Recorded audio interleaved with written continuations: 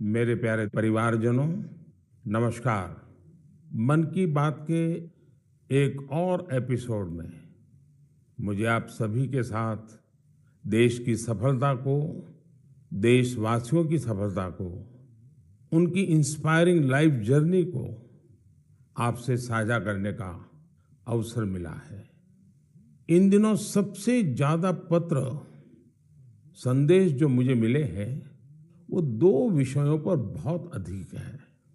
पहला विषय है चंद्रयान-3 की सफल लैंडिंग और दूसरा विषय है दिल्ली में G20 का सफल आयोजन। देश के हर हिस्से से, समाज के हर वर्ग से, हर उम्र के लोगों के मुझे अनगिनत पत्र मिले हैं। जब चंद्रयान-3 का लैंडर चंद्रमा पर उतरने वाला था, तब करोड़ों लोग अलग अलग माध्यमों के जरिए एक साथ इस घटना के पल पल के साक्षी बन रहे थे। इसरो के YouTube लाइव चैनल पर 80 लाख से ज्यादा लोगों ने इस घटना को देखा। अपने आप में एक रिकॉर्ड है। इससे पता चलता है कि चंद्रयान-3 से करोड़ों भारतीयों का कितना गहरा लगाव है। चंद्रयान की इस सफलता पर देश में इन दिनों एक बहुत ही शानदार क्विज कंपटीशन भी चल रहा है, प्रश्न स्पर्धा, और उसे नाम दिया गया है चंद्रयान-3 महाक्विज। माईगॉव पोर्टल पर हो रहे इस कंपटीशन में अब तक 15 लाख से ज्यादा लोग हिस्सा ले चुके हैं। माईगॉव की शुरुआत के बाद यह किसी भी क्विज में सबसे बड़ा पार्टिसिपेशन है। मैं तो आपसे भी कहूंगा कि अगर आपने अब तक इसमें हिस्सा नहीं लिया है तो अब देर मत करिए। अभी इसमें 6 दिन और बचे हैं। इस क्विज में जरूर हिस्सा लीजिए। मेरे परिवारजनों, चंद्रयान-3 की सफलता के बाद G20 के शानदार आयोजन ने हर भारतीय की खुशी को दोगुना कर दिया। भारत मंडपम तो अपने आप में एक सेलिब्रिटी की तरह हो गया है। लोग उसके साथ सेल्फी खिंचा रहे हैं और गर्व से पोस्ट भी कर रहे हैं। भारत ने इस समिट में अफ्रीकन यूनियन को G20 में फुल मेंबर बनाकर अपने नेतृत्व का लोहा मनवाया है। आपको ध्यान होगा, जब भारत बहुत समृद्ध था, उस जमाने में हमारे देश में और दुनिया में सिल्क रूट की बहुत चर्चा होती थी। ये सिल्क रूट व्यापार कारोबार का बहुत बड़ा माध्यम था। अब आधुनिक जमाने में भारत ने एक और इकोनॉमिक कॉरिडोर G20 में सुझाया है। ये है India middle east Europe economic corridor. ये कॉरिडोर आने वाले सैकड़ों वर्षों तक विश्व व्यापार का आधार बनने जा रहा है। और इतिहास इस बात को हमेशा याद रखेगा कि इस कॉरिडोर का सूत्रपात भारत की धरती पर हुआ था।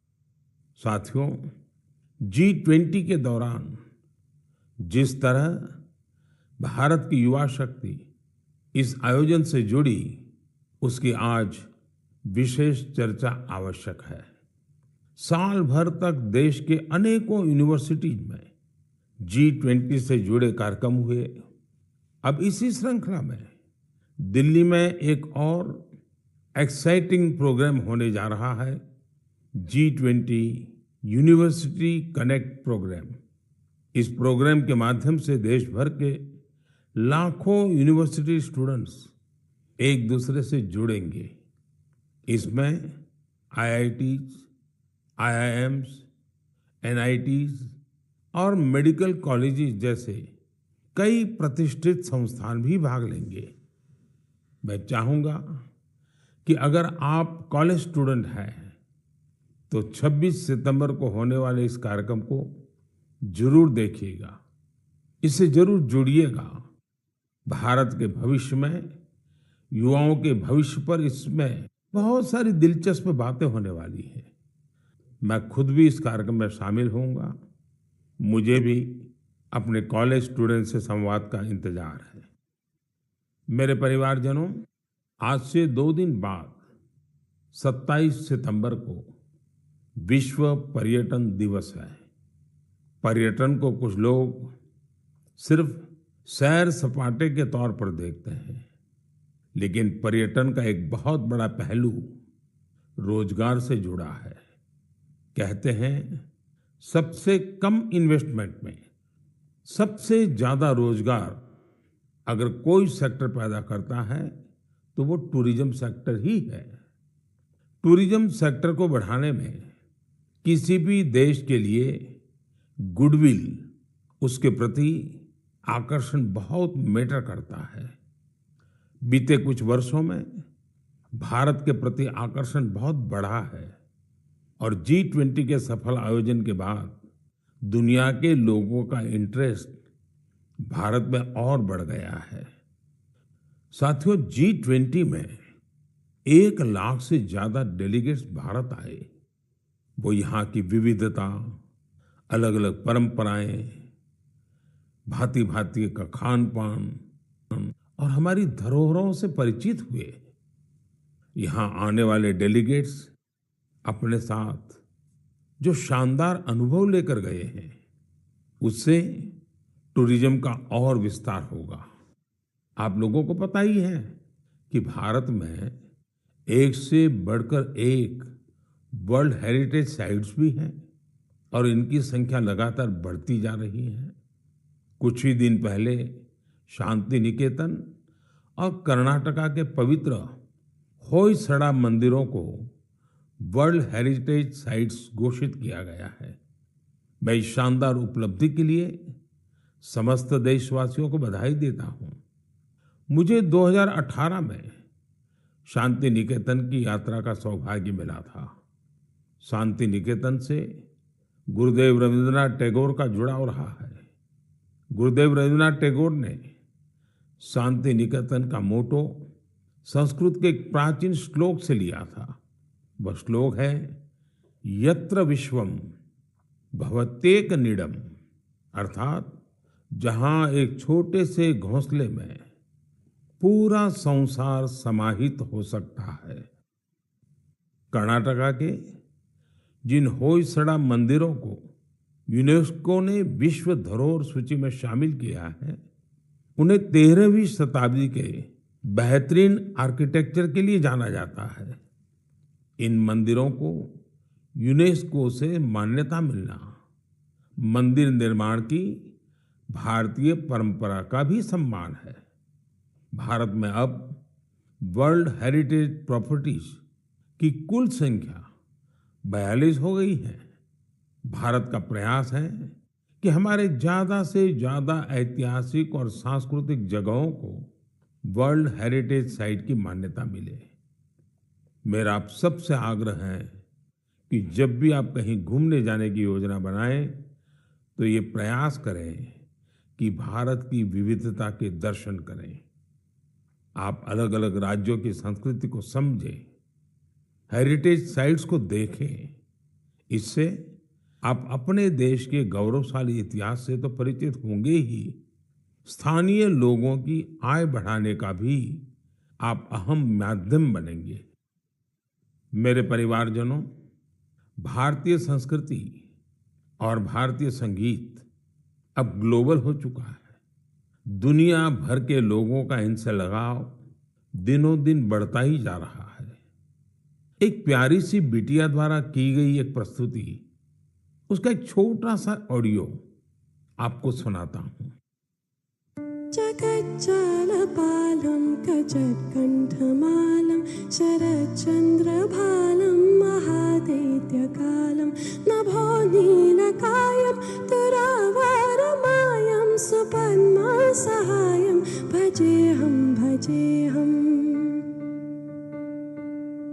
नागेन्द्रहाराय त्रिलोचनाय भस्मङ्करागाय माहेश्वराय नित्याय शुद्धाय दिगम्बराय तस्मै नकाराय नमः शिवाय।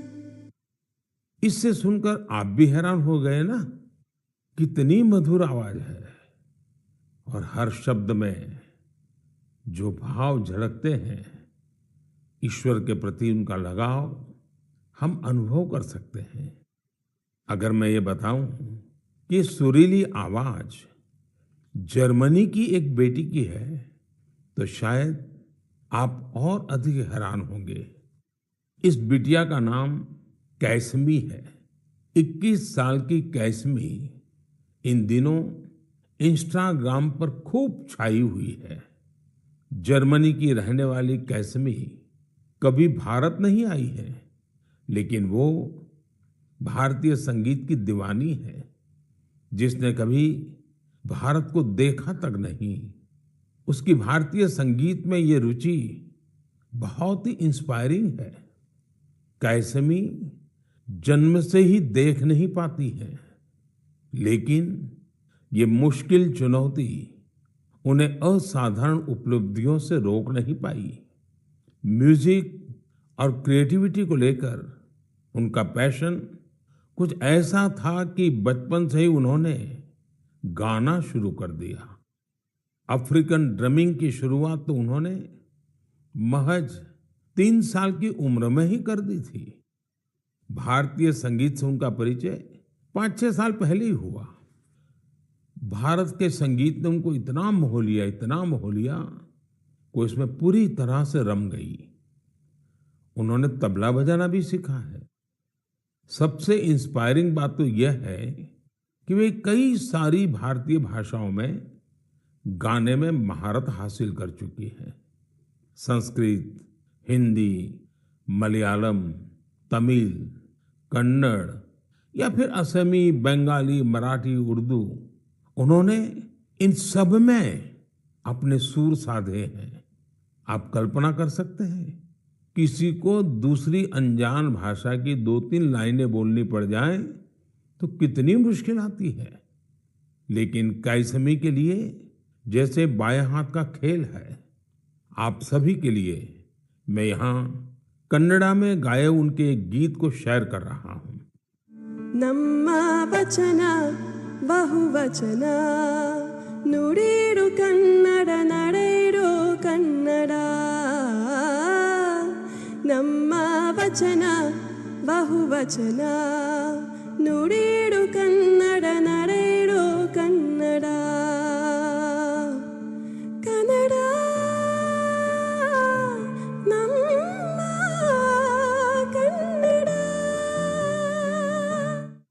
भारतीय संस्कृति और संगीत को लेकर जर्मनी की कैसमी के इस जुनून की मैं हृदय से सराहना करता हूं। उनका यह प्रयास हर भारतीय को अभिभूत करने वाला है। मेरे परिवारजनों, हमारे देश में शिक्षा को हमेशा एक सेवा के रूप में देखा जाता है। मुझे उत्तराखंड के कुछ ऐसे युवाओं के बारे में पता चला है जो इसी भावना के साथ बच्चों की शिक्षा के लिए काम कर रहे हैं।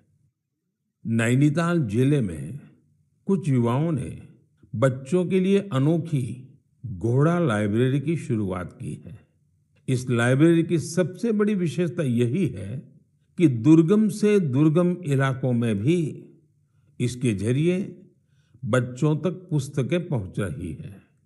और इतना ही नहीं, ये सेवा बिल्कुल निशुल्क है। अब तक इसके माध्यम से नैनीताल के 12 गांवों को कवर किया गया है। बच्चों की शिक्षा से जुड़े इस नेक काम में मदद करने के लिए स्थानीय लोग भी खूब आगे आ रहे हैं। इस घोड़ा लाइब्रेरी के जरिए ये प्रयास किया जा रहा है कि दूर दराज के गांवों में रहने वाले बच्चों को स्कूल की किताबों के अलावा कविताएं, कहानियां और नैतिक शिक्षा की किताबें भी पढ़ने का पूरा मौका मिले। ये अनोखी लाइब्रेरी बच्चों को भी खूब भा रही है। साथियों, मुझे हैदराबाद में लाइब्रेरी से जुड़े एक ऐसे ही अनूठे प्रयास के बारे में पता चला है। यहाँ 7वीं क्लास में पढ़ने वाली बिटिया आकर्षणा सतीश ने तो कमाल कर दिया है। आपको ये जानकर आश्चर्य हो सकता है कि महज 11 साल की उम्र में ये बच्चों के लिए एक दो नहीं बल्कि 7 लाइब्रेरी चला रही है। आकर्षणा को 2 साल पहले इसकी प्रेरणा तब मिली जब वो अपने माता पिता के साथ एक कैंसर अस्पताल गई थी। उसके पिता जरूरतमंदों की मदद के सिलसिले में वहां गए थे। बच्चों ने वहां उनसे कलरिंग बुक्स की मांग की और यही बात इस प्यारी सी गुड़िया को इतनी छू गई कि उसने अलग अलग तरह की किताबें जुटाने की ठान ली। उसने अपने आस पड़ोस के घरों, रिश्तेदारों और साथियों से किताबें इकट्ठा करना शुरू कर दिया। और आपको यह जानकर खुशी होगी कि पहली लाइब्रेरी उसी कैंसर अस्पताल में बच्चों के लिए खोली गई। जरूरतमंद बच्चों के लिए अलग अलग जगहों पर इस बिटिया ने अब तक जो 7 लाइब्रेरी खोली है, उनमें अब करीब 6000 किताबें उपलब्ध हैं।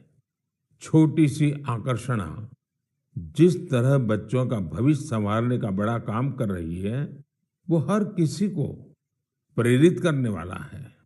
साथियों, ये बात सही है कि आज का दौर डिजिटल टेक्नोलॉजी और ई बुक्स का है, लेकिन फिर भी किताबें हमारे जीवन में हमेशा एक अच्छे दोस्त की भूमिका निभाती हैं। इसलिए हमें बच्चों को किताबें पढ़ने के लिए प्रेरित करना चाहिए। मेरे परिवारजनों, हमारे शास्त्रों में कहा गया है, जीवेषु करुणा चापि मैत्री तेषु विधीयताम, अर्थात जीवों पर करुणा कीजिए और उन्हें अपना मित्र बनाइए। हमारे तो ज्यादातर देवी देवताओं की सवारी ही पशु पक्षी हैं। बहुत से लोग मंदिर जाते हैं, भगवान के दर्शन करते हैं, लेकिन जो जीव जंतु उनकी सवारी होते हैं, उस तरफ उतना ध्यान ही नहीं देते। ये जीव जंतु हमारी आस्था के केंद्र में तो रहने ही चाहिए, हमें इनका हर संभव संरक्षण भी करना चाहिए। बीते कुछ वर्षों में देश में शेर, बाघ, तेंदुआ और हाथियों की संख्या में उत्साहवर्धक बढ़ोतरी देखी गई है। कई और प्रयास भी निरंतर जारी हैं ताकि इस धरती पर रह रहे दूसरे जीव जंतुओं को बचाया जा सके। ऐसा ही एक अनोखा प्रयास राजस्थान के पुष्कर में भी किया जा रहा है। यहाँ सुखदेव भट्ट जी और उनकी टीम मिलकर वन्य जीवों को बचाने में जुटे हैं। और जानते हैं उनकी टीम का नाम क्या है? उनकी टीम का नाम है कोबरा। एक खतरनाक नाम इसलिए है क्योंकि उनकी टीम इस क्षेत्र में खतरनाक सांपों का रेस्क्यू करने का काम भी करती है। इस टीम में बड़ी संख्या में लोग जुड़े हैं जो सिर्फ एक कॉल पर मौके पर पहुंचते हैं और अपने मिशन में जुट जाते हैं।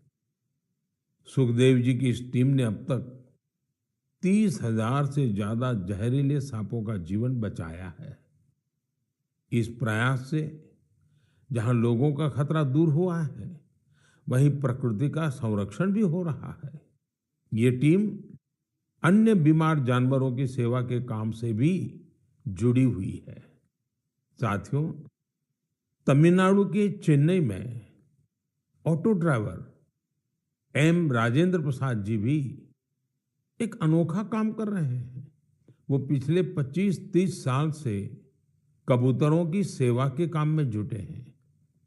खुद उनके घर में 200 से ज्यादा कबूतर हैं। वहीं इन पक्षियों के भोजन, पानी, स्वास्थ्य जैसी हर जरूरत का पूरा ध्यान रखते हैं। इस पर उनका काफी पैसा भी खर्च होता है, लेकिन वो अपने काम में डटे हुए हैं।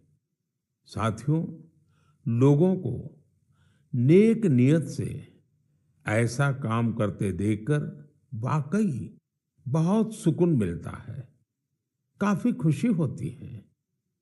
अगर आपको भी ऐसे ही कुछ अनूठे प्रयासों के बारे में जानकारी मिले तो उन्हें जरूर शेयर कीजिए। मेरे प्यारे परिवारजनों, आजादी का ये अमृत काल देश के लिए हर नागरिक का कर्तव्य काल भी है। अपने कर्तव्य निभाते हुए ही हम अपने लक्ष्यों को पा सकते हैं, अपनी मंजिल तक पहुंच सकते हैं। कर्तव्य की भावना हम सभी को एक सूत्र में पिरोती है। यूपी के संभल में देश ने कर्तव्य भावना की एक ऐसी मिसाल देखी है जिसे मैं आपसे भी शेयर करना चाहता हूं। आप सोचिए, 70 से ज्यादा गांव हो, हजारों की आबादी हो और सभी लोग मिलकर एक लक्ष्य, एक ध्येय की प्राप्ति के लिए साथ आ जाए, जुट जाए। ऐसा कम ही होता है, लेकिन संभल के लोगों ने ये करके दिखाया। इन लोगों ने मिलकर जन भागीदारी और सामूहिकता की बहुत ही शानदार मिसाल कायम की है। दरअसल इस क्षेत्र में दशकों पहले सोत नाम की एक नदी हुआ करती थी। अमरोहा से शुरू होकर संभल होते हुए बदायूं तक बहने वाली ये नदी एक समय इस क्षेत्र में जीवनदायिनी के रूप में जानी जाती थी। इस नदी में अनवरत जल प्रवाहित होता था, जो यहाँ के किसानों के लिए खेती का मुख्य आधार था। समय के साथ नदी का प्रवाह कम हुआ। नदी जिन रास्तों से बहती थी वहां अतिक्रमण हो गया और ये नदी विलुप्त हो गई। नदी को मां मानने वाले हमारे देश में संभल के लोगों ने इस सोत नदी को भी पुनर्जीवित करने का संकल्प ले लिया। पिछले साल दिसंबर में सोत नदी के कायाकल्प का काम 70 से ज्यादा ग्राम पंचायतों ने मिलकर शुरू किया। ग्राम पंचायतों के लोगों ने सरकारी विभागों को भी अपने साथ लिया। आपको ये जानकर खुशी होगी कि साल के पहले 6 महीने में ही ये लोग नदी के 100 किलोमीटर से ज्यादा रास्ते का पुनरुद्धार कर चुके थे। जब बारिश का मौसम शुरू हुआ तो यहाँ के लोगों की मेहनत रंग लाई और सोत नदी पानी से लबालब भर गई। यहाँ के किसानों के लिए खुशी का एक बड़ा मौका बनकर आया है। लोगों ने नदी के किनारे बांस के 10,000 से भी अधिक पौधे भी लगाए हैं ताकि इसके किनारे पूरी तरह सुरक्षित रहें। नदी के पानी में 30,000 से अधिक गंबूसिया मछलियों को भी छोड़ा गया है ताकि मच्छर न पनपे। साथियों, सोत नदी का उदाहरण हमें बताता है कि अगर हम ठान लें तो बड़ी से बड़ी चुनौतियों को पार कर एक बड़ा बदलाव ला सकते हैं। आप भी कर्तव्य पथ पर चलते हुए अपने आसपास ऐसे बहुत से बदलावों का माध्यम बन सकते हैं। मेरे परिवारजनों, जब इरादे अटल हों और कुछ सीखने की लगन हो तो कोई काम मुश्किल नहीं रह जाता है। पश्चिम बंगाल की श्रीमती शकुंतला सरदार ने इस बात को बिल्कुल सही साबित करके दिखाया है। आज वो कई दूसरी महिलाओं के लिए प्रेरणा बन गई है। शकुंतला जी जंगल महल के शातनाला गांव की रहने वाली हैं। लंबे समय तक उनका परिवार हर रोज मजदूरी करके अपना पेट पालता था। उनके परिवार के लिए गुजर बसर भी मुश्किल थी। फिर उन्होंने एक नए रास्ते पर चलने का फैसला किया और सफलता हासिल कर सबको हैरान कर दिया। आप ये जरूर जानना चाहेंगे कि उन्होंने ये कमाल कैसे किया। इसका जवाब है एक सिलाई मशीन। एक सिलाई मशीन के जरिए उन्होंने साल की पत्तियों पर खूबसूरत डिजाइन बनाना शुरू किया। उनके इस हुनर ने पूरे परिवार का जीवन बदल दिया। उनके बनाए इस अद्भुत क्राफ्ट की मांग लगातार बढ़ती जा रही है। शकुंतला जी के इस हुनर ने न सिर्फ उनका बल्कि साल की पत्तियों को जमा करने वाले कई लोगों का जीवन भी बदल दिया है। अब वो कई महिलाओं को ट्रेनिंग देने का भी काम कर रही है। आप कल्पना कर सकते हैं, एक परिवार जो कभी मजदूरी पर निर्भर था अब खुद दूसरों को रोजगार के लिए प्रेरित कर रहा है। उन्होंने रोज की मजदूरी पर निर्भर रहने वाले अपने परिवार को अपने पैरों पर खड़ा कर दिया है। इससे उनके परिवार को अन्य चीजों पर भी फोकस करने का अवसर मिला है। एक बात और हुई है, जैसे ही शकुंतला जी की स्थिति कुछ ठीक हुई, उन्होंने बचत करना भी शुरू कर दिया है। अब वो जीवन बीमा योजनाओं में निवेश करने लगी है ताकि उनके बच्चों का भविष्य भी उज्जवल हो। शकुंतला जी के जज्बे के लिए उनकी जितनी सराहना की जाए वो कम है। भारत के लोग ऐसी ही प्रतिभा से भरे होते हैं। आप उन्हें अवसर दीजिए और देखिए वे क्या क्या कमाल कर दिखाते हैं। मेरे परिवारजनों, दिल्ली में G20 समिट के दौरान उस दृश्य को भला कौन भूल सकता है जब कई वर्ल्ड लीडर्स बापू को श्रद्धा सुमन अर्पित करने एक साथ राजघाट पहुंचे। यह इस बात का एक बड़ा प्रमाण है कि दुनिया भर में बापू के विचार आज भी कितने प्रासंगिक है। मुझे इस बात की भी खुशी है कि गांधी जयंती को लेकर पूरे देश में स्वच्छता से संबंधित बहुत सारे कार्यक्रमों का प्लान किया गया है। केंद्र सरकार के सभी कार्यालयों में स्वच्छता ही सेवा अभियान काफी जोर शोर से जारी है। इंडियन स्वच्छता लीग में भी काफी अच्छी भागीदारी देखी जा रही है। आज मैं मन की बात के माध्यम से सभी देशवासियों से एक आग्रह भी करना चाहता हूं। 1 अक्टूबर यानी रविवार को सुबह 10 बजे स्वच्छता पर एक बड़ा आयोजन होने जा रहा है। आप भी अपना वक्त निकालकर स्वच्छता से जुड़े इस अभियान में अपना हाथ बटाएं। आप अपनी गली, आस पड़ोस, पार्क, नदी, सरोवर या फिर किसी दूसरे सार्वजनिक स्थल पर इस स्वच्छता अभियान से जुड़ सकते हैं। और जहां जहां अमृत सरोवर बने हैं वहां तो स्वच्छता अवश्य करनी है। स्वच्छता की ये कार्यांजलि ही गांधी जी को सच्ची श्रद्धांजलि होगी। मैं आपको फिर से याद दिलाना चाहूंगा कि इस गांधी जयंती के अवसर पर खादी का कोई न कोई प्रोडक्ट जरूर खरीदें। मेरे परिवारजनों, हमारे देश में त्योहारों का सीजन भी शुरू हो चुका है। आप सभी के घर में भी कुछ नया खरीदने की योजना बन रही होगी। कोई इस इंतजार में होगा कि नवरात्र के समय वो अपना शुभ काम शुरू करेगा।